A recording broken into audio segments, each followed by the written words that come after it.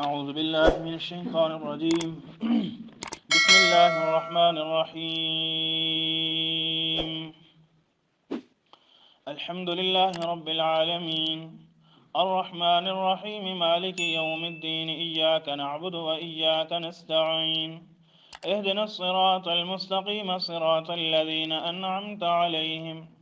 غير المغضوب عليهم ولا الضالين صدق اللہ مولانا العظیم۔ الحمدللہ رب العالمین، تمام صفات الوہیت اللہ ہی کے ساتھ خاص ہیں۔ رب العالمین جو تمام جہانوں کو پالنے والا ہے، الرحمن الرحیم بے حد مہربان نہایت رحم کرنے والا ہے، مالک یوم الدین قیامت کے دن کا مالک ہے، ایاک نعبد و ایاک نستعین اے اللہ ہم تیری ہی عبادت کرتے ہیں اور تجھ ہی سے مدد چاہتے ہیں۔ اہدنا الصراط المستقیم اے اللہ ہمیں سیدھے راستے پر چلائے رکھ، صراط الذین انعمت علیہم راستہ ان لوگوں کا جن پر تیرا انعام ہوا، غیر المغضوب علیہم ولا الضالین نہ ان پر تیرا غصہ ہوا اور نہ ہی وہ گمراہ ہوئے۔ سامعین، سورہ فاتحہ کی آیت نمبر 5 کا درس شروع تھا کہ ہدایت کی بات کرنے کے بعد صراط مستقیم یعنی سیدھا راستہ کون سا ہے، اس پر بات ہو رہی تھی کہ صراط مستقیم سے کون سا راستہ مراد ہے۔ اس کی ایک تعریف کہہ لو یا اس کا بیان کہہ لو، وہ آگے اللہ رب العزت نے بیان کیا کہ صراط الذین انعمت علیہم، کہ انسان رب سے دعا کرتا ہے کہ اللہ ہمیں سیدھے راستے پر چلا اور اس پر استقامت دے، تو کون سا راستہ صراط مستقیم کسے کہتے ہیں؟ تو اس کا جواب یہ آیا کہ صراط الذین انعمت علیہم ان لوگوں کا راستہ جن پر تیرا انعام ہوا۔ یعنی اب ظاہر صاف سی بات ہے کہ جن پر انعام ہوا ان کے راستے پر چلا، تو انعام کن پر ہوتا ہے؟ جو اللہ کی مان کر چلتے ہیں اور اللہ کے رسول کی مان کر چلتے ہیں، اللہ کے احکامات پر عمل کرتے ہیں، تو وہی لوگ انعام یافتہ ہوتے ہیں، انہی لوگوں پر اللہ کا انعام ہوتا ہے۔ تو پتہ چلا کہ اللہ کے نیک بندے جو ہیں ان کے راستے پر چلنے کی انسان اللہ سے دعا مانگ رہا ہے، مگر یہ بات ذہن میں رکھیں کہ اس راستے پر چلنے سے انسان انعام یافتہ بنتا ہے اور اللہ کا ولی بنتا ہے۔ انسان پہلے سیدھے راستے پر نہیں ہوتا، بلکہ اس سیدھے راستے پر چلنے سے انسان انعام یافتہ بنتا ہے۔ تو اس لیے اللہ رب العزت نے فرمایا کہ تم کہو صراط الذین ان لوگوں کے راستے پر، جو لوگ صراط مستقیم پر چلے اللہ ان لوگوں کے راستہ، یعنی ہمیں بھی صراط مستقیم پر چلا۔ بات وہی ہے جس بات کی جس چیز کی انسان اللہ کے سامنے التجا کیا کہ اے اللہ ہمیں سیدھے راستے پر چلا، مگر یہ کہہ رہا تھا کہ صراط مستقیم کسے کہتے ہیں؟ صراط مستقیم کہتے ہیں کہ سیدھے راستے کو، اور اس دن بتلایا تھا کہ سیدھا راستہ جس کے اندر ٹیڑھا پن بھی نہ ہو اور مختصر بھی ہو اور سیدھا بھی ہو، کشادہ بھی ہو، وسیع ہو، تو اس کو سیدھا راستہ کہتے ہیں۔ اور صراط مستقیم اعتدال والے راستے کو بھی کہتے ہیں۔ اس دن بھی آپ کے سامنے اس بات پر کئی سارے مثالیں بھی دی ہیں کہ سارے عالم کے مذاہب باطلہ کو دیکھو اور آپ نے دیکھنا ہے کہ صراط مستقیم پر کون ہے، تو آپ ان کے اندر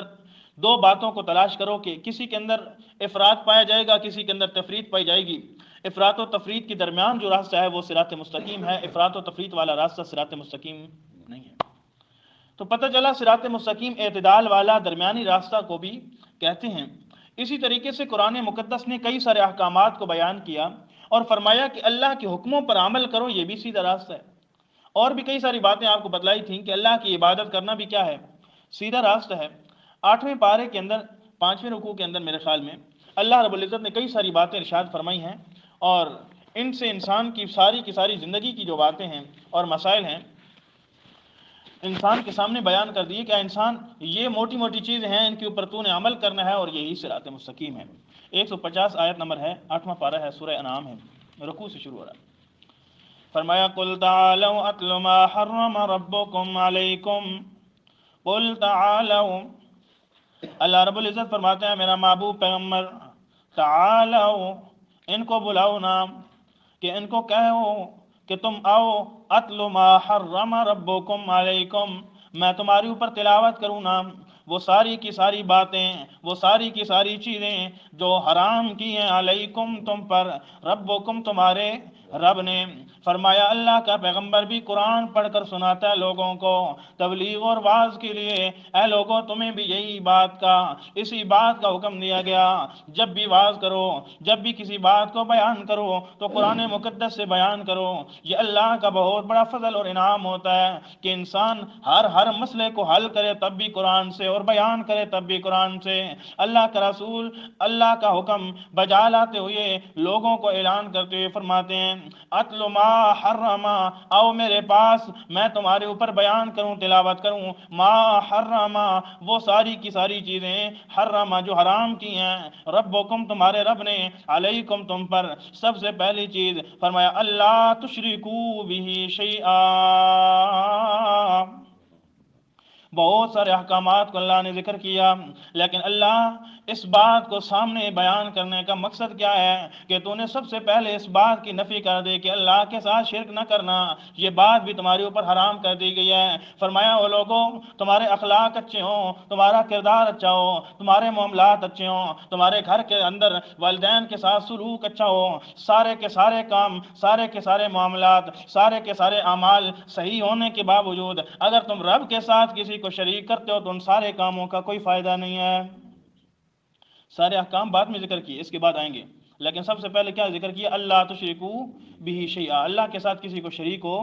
نہ کرنا، اس لیے کہ یہ شرک والا ایسا گناہ ہے کہ تم بڑے سے بڑا کام کر لو، نیکی بڑی سی بڑی کر لو، اعلیٰ سے اعلیٰ کر لو، پیسے لگا لگا کر تم اللہ کے گھر تعمیر کر لو، مدرسے بنوا لو، خیرات صدقے کر لو، سب کچھ کر لو، مگر اللہ فرماتے ہیں کہ اے مشرکو ما کان للمشرکین ان یعمروا مساجد اللہ، جو اللہ کے ساتھ شرک کرنے والا ہے اس کے لیے یہ بات ٹھیک ہی نہیں ہے کہ وہ اللہ کے گھروں کو تعمیر کرنے لگ جائے، اس لیے کہ سب سے بڑی نیکی یہ ہے کہ انسان اللہ کا گھر تعمیر کرے۔ لیکن اللہ فرماتے ہیں جب انسان کے دل کے اندر شرک والا گناہ ہے، شرک والی نحوست اور اندھیری ہے، اس وقت انسان مسجدوں جیسی تعمیرات ہی کم جو سب سے اعلیٰ اور افضل ہے، انسان مر جائے تب بھی انسان کو نیکیاں ملتی رہتی ہیں، انسان کی زندگیاں ختم ہو جائیں مگر ایک اینٹ دینے والے کو بھی اس کی نیکی ملتی رہتی ہے۔ اللہ فرماتے ہیں اتنا بڑا ثواب جو انسان کے مر جانے کے بعد بھی منقطع نہیں ہوتا، ہمیشہ انسان کے نامہ اعمال میں لکھا جاتا ہے، اس کے درجات بلند ہوتے رہتے ہیں۔ لیکن اگر کوئی انسان شرک کرنے والا ہے،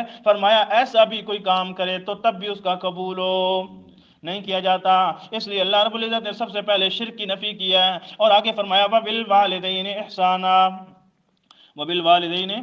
احسانہ، والدین کے ساتھ حسن سلوک والا معاملہ کرو، اچھا معاملہ کرو، نیک معاملہ کرو، احسانہ وبالوالدین احسانہ۔ اس کے اندر ایک اور بڑا لطیف نقطہ ہے، ایک تو یہ بات بیان کی نا اللہ نے شرک کو پہلے اس لیے بیان کیا کہ بعد میں احکامات جو آ رہے ہیں ان پر عمل کرنا آپ کو فائدہ مند تب ہوگا، آپ کے لیے نفع بخش تب ہوگا کہ جب آپ شرک کو نہیں کرو گے۔ تو ایک تو اس بات کو، اور دوسرا کہ اللہ نے شرک کی نفی کرتے ہوئے ساتھ ساتھ اس بات کی تاکید کیوں کر دی کہ اپنے والدین کے ساتھ ہو حسن سلوک والا معاملہ کرو۔ یہاں بھی مفسرین اکرام نے بڑی عجیب بات لکھی ہے، فرمایا اس لیے کہ شرک نہیں کرنا والدین کے ساتھ حسن سلوک والا معاملہ کرنا ہے، اگرچہ والدین تم کو اس بات پر کوشش کریں، زور لگائیں، ان جاہداک لتشرک بی ما لیس لک بہ علم لا تطعہما، اگر وہ کوشش کرے نا کہ تو اللہ کے ساتھ کسی کو شریک ٹھہرا، فرمایا لا تطعہما، ان کی اطاعت نہیں کرنی، ان کی بات نہیں مانی۔ مطلب اللہ نے شرک کے ساتھ والدین کے ساتھ حسن سلوک والا معاملہ کرنے کا اس لیے کہا ہے کہ اے لوگوں اللہ کے ساتھ شرک نہیں کرنا، والدین کے ساتھ نیکی کرنا بہت بڑا ثواب ہے، اگرچہ وہ مشرک ہی کیوں نہ ہو، لیکن تم نے ان کی بات کو مان کر شرک والے گناہ کے اندر ملوث نہیں ہونا، دنیا کے سارے کام کرنے ہیں۔ اس لیے اللہ نے شرک کی نفی کے ساتھ فوراً ہی والدین کے ساتھ حسن سلوک والا معاملہ کرنے کا حکم دے دیا۔ اور دوسری بات یہ ہے کہ اللہ رب العزت نے یہ نہیں فرمایا کہ اپنے والدین کے ساتھ عدل کرو۔ عدل کہتے ہیں کہ ایک نے 100 روپیہ احسان کر کے مجھے دیا اور میں نے واپس اس کو کیا کر دیا؟ واپس کر دیا، یہ تو احسان نہیں ہے، لیکن یہ ہے کہ ایک انسان نے کسی کو پانی پلایا تو اس کے بدلے میں اس نے بھی اس کو کیا کر دیا؟ پانی پلا دیا، تو یہ احسان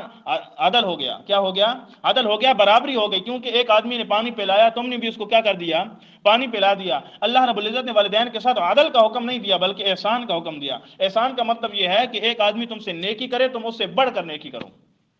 تو فرمایا کہ والدین کا معاملہ جب آ جائے ساری کائنات کے ساتھ تم نے کیا کرنا ہے؟ عدل کرنا ہے، لیکن جب والدین جیسی ہستی تمہارے سامنے آ جائے تو اس کے ساتھ کیا کرنا ہے؟ احسان کرنا ہے۔ یعنی انہوں نے تمہارے اوپر اتنی شفقت کی ہے، اتنا انعام تمہارے ساتھ، اتنی رحمت والا معاملہ تمہارے ساتھ کیا ہے کہ تم سوچ بھی نہیں سکتے، اس لیے کہ تم عدل بھی نہیں کر سکتے، اللہ نے تمہیں کیا کر دیا؟ احسان کا حکم کر دیا۔ اس کا ایک اور معنی بھی یہ ہو سکتا ہے کہ تم لوگوں کے ساتھ تو عدل کر سکتے ہو، والدین کے ساتھ عدل بھی نہیں کر سکتے۔ اللہ نے ایک چیز انسان نہیں کر سکتا تھا، اس سے بڑھ کر کہی ہے تاکہ اس حد تک پہنچ جائے انسان، لیکن آج معاشرے کے اندر انسان عدل بھی اپنے والدین کے ساتھ نہیں کر رہا۔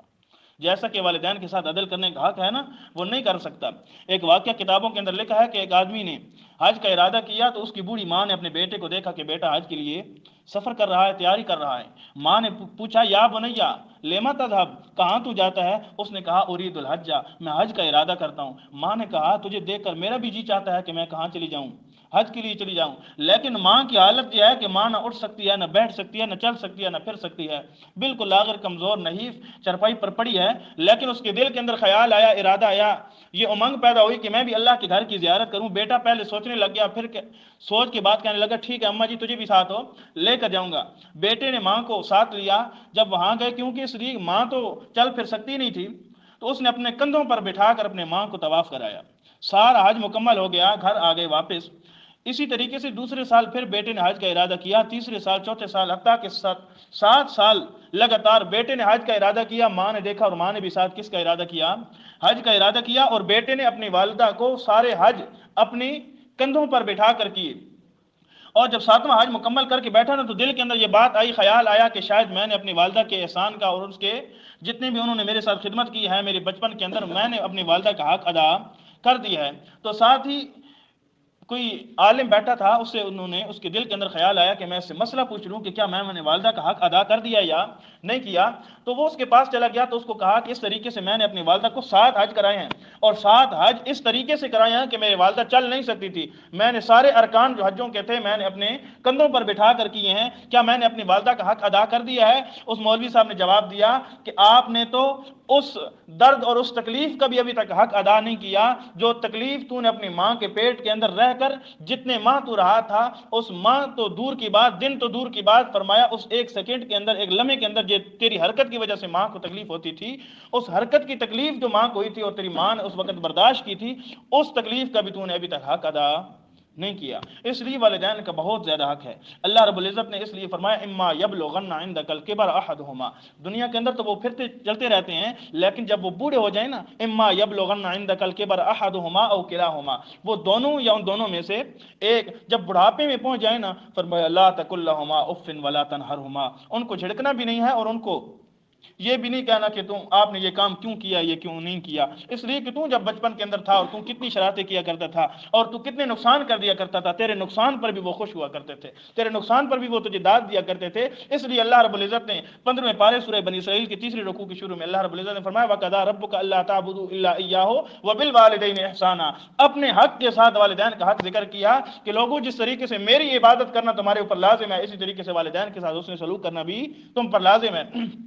تو یہاں بھی اللہ رب العزت نے احسان کا حکم دیا کہ اپنے والدین کے ساتھ خدمت کرو اور بڑھ چڑھ کر کرو، یہ نہیں ہے کہ تم اپنے والدین کا حق ادا کر رہے ہو، اپنے والدین کا حق ادا تم کر ہی نہیں سکتے۔ اور آگے فرمایا لا تقتلوا اولادکم خشیہ من املاق، اپنی اولادوں کو قتل نہ کرو مفلسی کے ڈر کی وجہ سے، یعنی خوف اس بات کا دل کے اندر نہ آئے کہ ہم ان کو کھلائیں گے کہاں سے۔ آگے اللہ رب العزت نے فرمایا نحن نرزقکم وإیاہم، ہم تم کو جو رزق دے رہے ہیں تو ان کو بھی رزق دیں گے نا، تم بھی کسی کے بیٹے تھے، تم بھی ایک دن جنم لیا تم نے بھی، اور تم اس دنیا کے اندر آئے، تو ہمارے ماں باپ کے دل کے اندر بھی تو یہ خیال آ سکتا تھا کہ ہم ان کو کہاں سے کھلائیں گے، اگر تم کو وہ قتل کر دیتے تو تم کیا کرتے، تم آج رہتے نہ رہتے۔ اس لیے جیسے تم کو میں نے وہاں سے بچایا، آج یہاں تم اپنی اولادوں کو نہ قتل کرو، اس لیے کہ وہاں جہاں تمہارے ماں باپ کے گھر کے اندر تم آئے تھے اور میں نے تمہارے رزق کا بندوبست کیا ہے، آج تمہارے گھر کے اندر میں نے تمہاری اولاد بھیجی ہے اور اس اولاد کا بھی میں کیا کروں گا، رزق کا انتظام کروں گا۔ نحن نرزقکم وإیاہم، ہم تم کو بھی رزق دیتے ہیں اور ان کو بھی رزق کو دیں گے۔ آگے فرمایا لا تقربوا الفواحش ما ظہر منها وما بطن، بے حیائی کے کاموں کے قریب نہ جاؤ، چاہے وہ ظاہری طور پر ہوں چاہے وہ باطنی طور پر ہوں، یعنی اعلانیہ گناہ بھی نہ کرو اور چھپ کر بھی گناہ نہ کرو، اور یہ بھی ایسا بھی ہو سکتا ہے کہ اسباب گناہ بھی اختیار نہ کرو تاکہ تم گناہ تک نہ پہنچ جاؤ۔